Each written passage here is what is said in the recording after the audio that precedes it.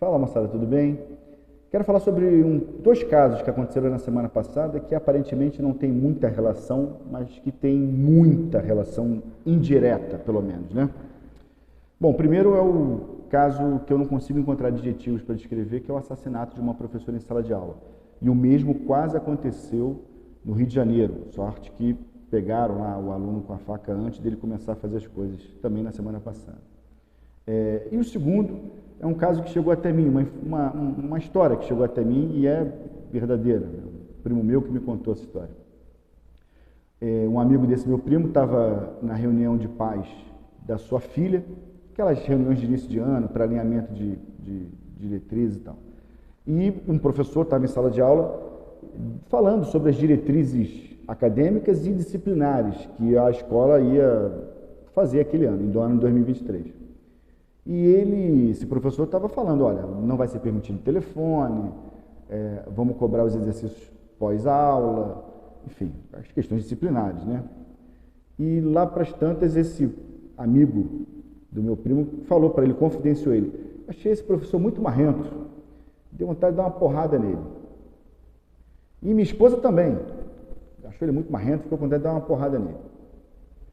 Pois bem, mas que no decorrer do discurso desse professor, ele foi entendendo a lógica e foi ficando concordante com esse professor, né? Começou a fazer sentido e ele falou, pô, realmente faz todo sentido, cara bom, aquela coisa toda.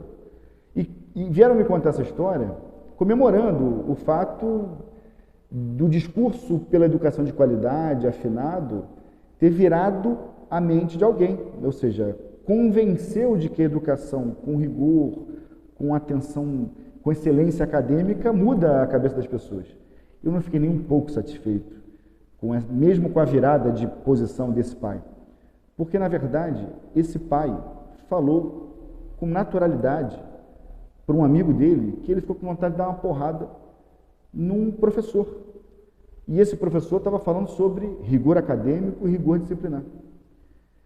É gravíssimo isso, porque, veja bem, dois são os grandes problemas. Há uma banalização da violência na cabeça dessa pessoa e que possivelmente isso transborda para a filha dele. É óbvio que não há uma contaminação direta, uma transferência direta do que os pais pensam, os filhos pensam, mas há ali alguma sobra disso, né? Pode pelo menos haver.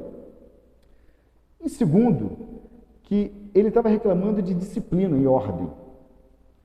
Veja bem, quando nós temos uma instituição escolar indisciplinada e que tem a cultura da violência impregnada nas pessoas, acontece o que aconteceu na semana passada.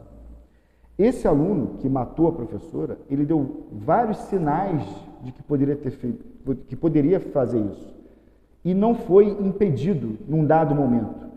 Ele foi escalando o nível de violência e não houve nada que travasse isso.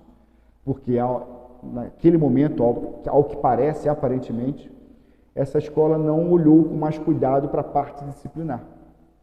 Portanto, uma escola que não preza também pela parte disciplinar, aí não significa transformar alunos em robô, não significa colocar todo mundo ali sem olhar para o lado, óbvio que não.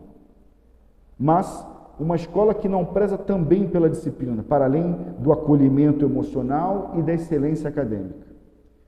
Com a banalização da violência, como o caso que eu acabei de contar, geram tragédias como a gente viu na semana passada. E por sinal, esse professor, como o mundo é pequeno, que esse cara se referia, era eu, sem saber que meu primo era meu primo. Até a próxima.